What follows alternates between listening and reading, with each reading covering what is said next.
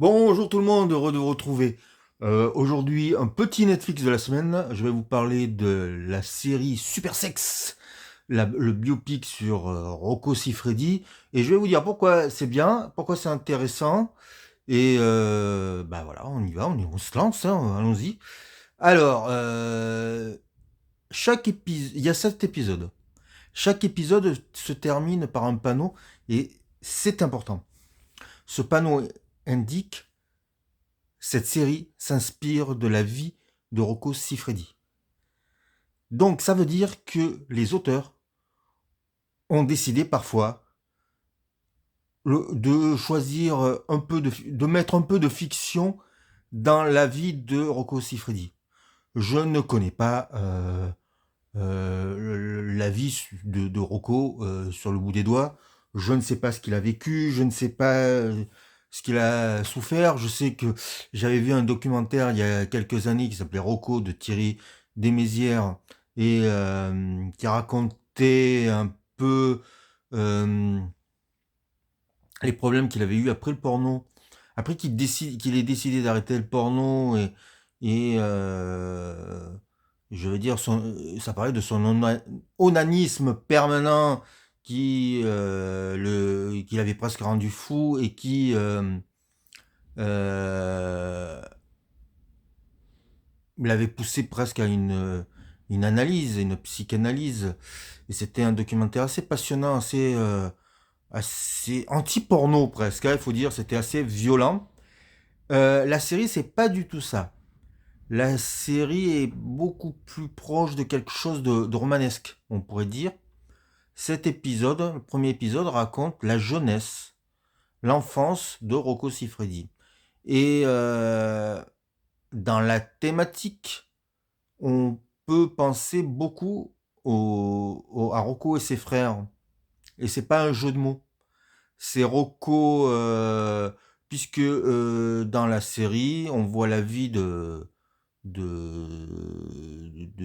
Rocco Siffredi, mais surtout la fascination qu'il va avoir pour son frère le plus adulte, son demi-frère, Tommaso, et d'une histoire d'amour à trois, avec une femme qui a la réputation d'être de mauvaise vie.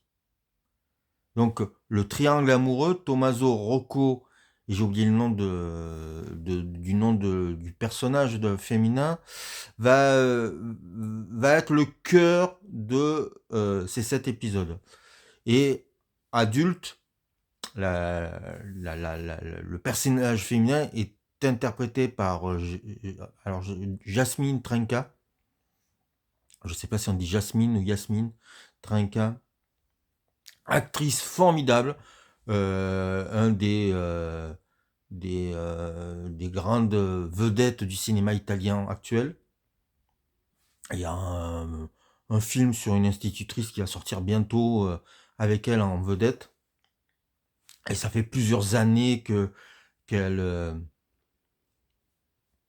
qu'elle voyage entre la France et l'Italie. C'est vraiment une actrice passionnante euh, qui rappelle les actrices italiennes des années 60-70, voilà, avec une vraie personnalité. Elle est du niveau d'une Laura Morante. Donc, la série raconte la vie de Rocco Siffredi. Alors, je vais pas spoiler, hein, mais elle démarre de son enfance et elle va finir à un moment où il va découvrir les sentiments. Voilà, j'en dis pas plus. Cet épisode qui se passe entre la France et l'Italie et les États-Unis, la France a est vraiment très importante dans la série, surtout dans les épisodes 2-3, où Rocco va découvrir la sexualité libre et la pornographie française. Donc, il y a quelques clichés, faut pas se mentir. On pense parfois à Boogie Night, le film de Paul Thomas Anderson. La mise en scène des premiers épisodes fait penser aussi aux Affranchis, hein, de Scorsese. On a aussi quelques images qui font penser à Tintin Brass. Donc, la série est vraiment inspirée par le cinéma. Et le cinéma qui a parlé du porno ou qui a parlé de la famille.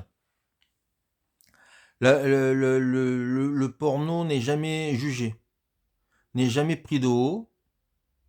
Bien entendu, il n'y a pas de scène pornographique, hein, voilà. Par contre, il y a de la nudité, en veux-tu, voilà, et frontale, mais jamais. Voilà, je veux dire, bien sûr que le sexe est montré, on parle du sida, ça parle de,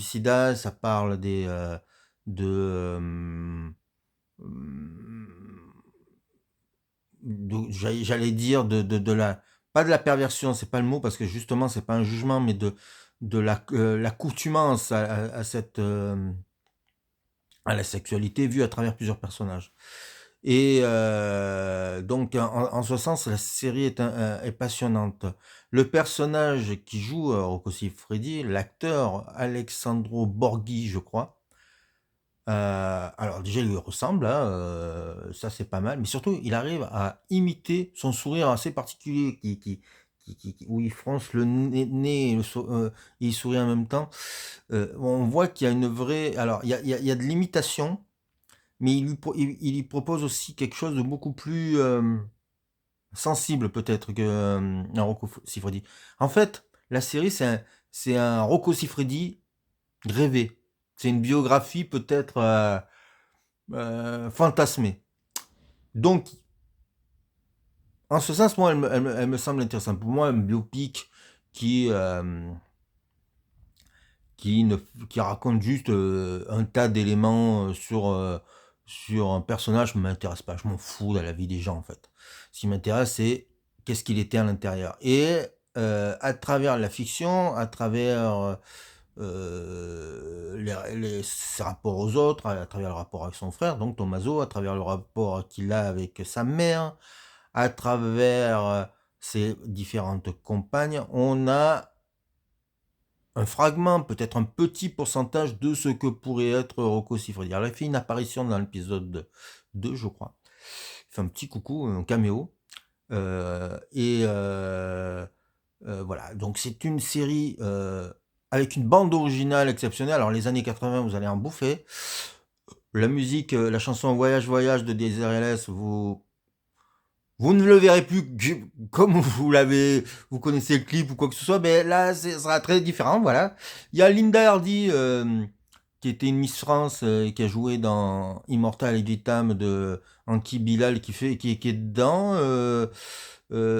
Voilà, c'est un plaisir de... j'ai ressenti le plaisir des coproductions franco-italiennes des années 70. Je sais pas pourquoi. Voilà, c'est très plaisant. On s'ennuie pas une seconde. Cet épisode, la plupart du temps, les épisodes font 1 heure. Et on n'est jamais dans le voyeurisme. Voilà, il y a quelque chose de... Voilà, c'est une série passionnante. Voilà, de bout en bout. Je ne sais pas si c'est une grande série. Je pense que c'est de la grande télévision, mais je suis pas sûr que ce soit une grande série. C'est pour ça que je l'ai mis dans le Netflix de la semaine. Et je vous conseille de le regarder. Et n'hésitez pas à me dire ce que vous en avez pensé. Moi, je pense que le biopic, déjà, le biopic par salle la série télé va très bien ensemble. Parce que sur la longueur, on peut dire peut-être beaucoup plus de choses sur un personnage. Donc 7 heures avec Rocco Siffredi, ça ne se rate pas.